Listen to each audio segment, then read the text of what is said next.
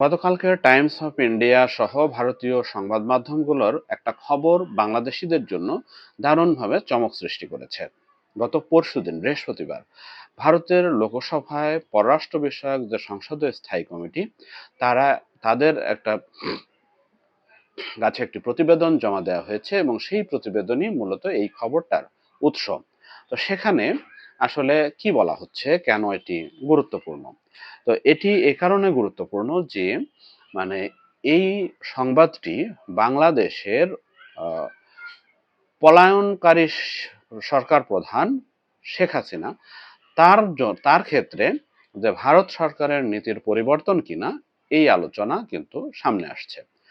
আমরা যদি আজকে প্রথম আলোর খবরে একটু দেখি, তাহলে এখানে যেটা বলা হচ্ছে যে ভারতের পররাষ্ট্র নীতির কাঠামোয় বাংলাদেশের অবস্থানকে অত্যন্ত গুরুত্বপূর্ণ হিসেবে তুলে ধরে বাংলাদেশের নতুন সরকারের সঙ্গে নতুনভাবে সম্পর্ক গড়ে তুলতে নয়াদিল্লি সরকারকে পরামর্শ দিয়েছে লোকসভার পররাষ্ট্র বিষয়ক সংসদীয় স্থায়ী কমিটি। সেখানে বলা হচ্ছে যে ভারত সরকারকে গণতান্ত্রিক, স্থিতিশীল, শান্তিপূর্ণ, জনগণ কেন্দ্রিক ও অন্তর্ভুক্তিমূলক বাংলাদেশের পক্ষে অবস্থান ধরে রাখার পরামর্শ দেওয়া হয়েছে। একই সঙ্গে 1971 সালের চেতনা ও পারস্পরিক শ্রদ্ধাবোধের ভিত্তিতে সম্পর্ক এগিয়ে নেওয়ার উপরও জোর দেওয়া হয়েছে। ভারত ও বাংলাদেশের সম্পর্কের ভবিষ্যৎ নিয়ে পররাষ্ট্র বিষয়ক সংসদীয় কমিটি গত বছর একটি প্রতিবেদন পেশ করেছিল। তাতে দুই দেশের সম্পর্কের উন্নতিতে সব দিক খতিয়ে দেখে বেশ কিছু সুপারিশ জমা দেওয়া হয়। কেন্দ্রীয় সরকারের সেই সব পরামর্শ ও সুপারিশ অনুযায়ী কি কি পদক্ষেপ নেওয়া হয়েছে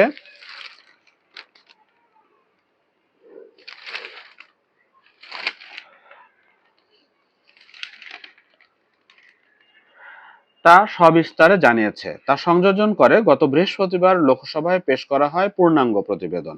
সেখানেই নতুন সরকারের সঙ্গে সম্পর্ক বিনির্মাণের পরামর্শ দেওয়া হয়। তো এখানে একটা বিষয় কিন্তু বলা হয়েছে, আজকে অনেকগুলো পত্রিকায় বিষয়টা শিরোনামও করেছে যে আহ, শেখ হাসিনাকে, আওয়ামী লীগের যে সভাপতি শেখ হাসিনাকে ভারতে বসে রাজনৈতিক কর্মকাণ্ড চালাতে না করা হয়েছে। অর্থাৎ তাকে মানে তিনি যেন রাজনৈতিক কর্মকাণ্ডের সঙ্গে যুক্ত না থাকেন ভারতে বসে, এ বিষয়টি কিন্তু বলা হয়েছে।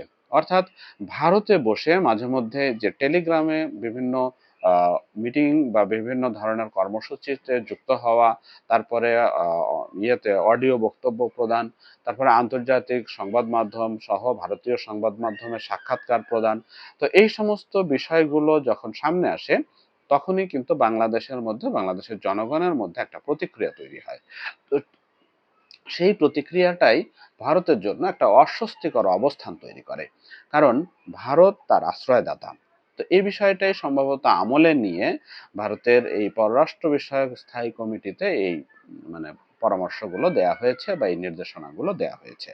তো এটি আসলে মানে ভারত সরকারের নীতির পরিবর্তন কিনা সেটি স্পষ্ট করে বলা অত্যন্ত কঠিন, কারণ ভারতের সরকারি দল বিরোধী দল, আপনাদের নিশ্চয়ই মনে আছে যে 5 আগস্ট 2024 সালে সরকার, আওয়ামী লীগ সরকার পতনের পরে ভারতে যে পালিয়ে শেখ হাসিনা আশ্রয় লাভ করলেন বা ভারত সরকার তাকে আশ্রয় দিল, তো এই আশ্রয়ের পরপরই কিন্তু একটা সর্বদলীয় বৈঠক হয়েছিল এবং সর্বদলীয় বৈঠকে তাকে আশ্রয় দেওয়ার ব্যাপারে সকল দল মত, অর্থাৎ সরকারি দল বিরোধী দল খুচরা খাচরা যে সমস্ত, প্রত্যেকেই কিন্তু একমত হয়েছিল। তো এই একমত হওয়ার সিদ্ধান্তটি ছিল মূলত শেখ হাসিনার পক্ষে। তো এর পরে গত 2 বছরে বাংলাদেশ ভারত সম্পর্কের ক্ষেত্রে যে শীতলতা সেটি কিন্তু কাটেনি, এবং এই না কাটার পেছনে অন্যতম কারণ হিসেবে দেখা হচ্ছে যে শেখ হাসিনাকে আশ্রয় দান। তো এর ফলে দ্বিপাক্ষিক সম্পর্ক, বাংলাদেশের সর্ববৃহৎ প্রতিবেশী দেশ, তো এই দ্বিপাক্ষিক সম্পর্কের শীতলতা কাটাটা অত্যন্ত জরুরি। এটি বাংলাদেশের জন্য যেমন গুরুত্বপূর্ণ, ভারতের জন্য এটি গুরুত্বপূর্ণ, কারণ সীমান্ত সংযোগ সহ নানান দ্বিপাক্ষিক বিষয়াদি রয়েছে যেখানে দুই দেশেরই স্বার্থের ব্যাপার রয়েছে। ফলে ভারতের যে সরকারের যে নতুন অর্থাৎ লোকসভার যে প্রতিবেদন, তো সেই প্রতিবেদনে যেটি বলা হচ্ছে সেটি তার আগের অবস্থান থেকে কিছুটা সরে আসার নজিরই দেখা যাচ্ছে। যদিও শেখ হাসিনাকে আশ্রয় দেওয়ার ক্ষেত্রে বা তাকে ফেরত দেওয়ার ক্ষেত্রে তাদের নীতির কোনো পরিবর্তন হওয়ার কোনো সুযোগ আমি দেখছি না বা কোনো সম্ভাবনা দেখছি না।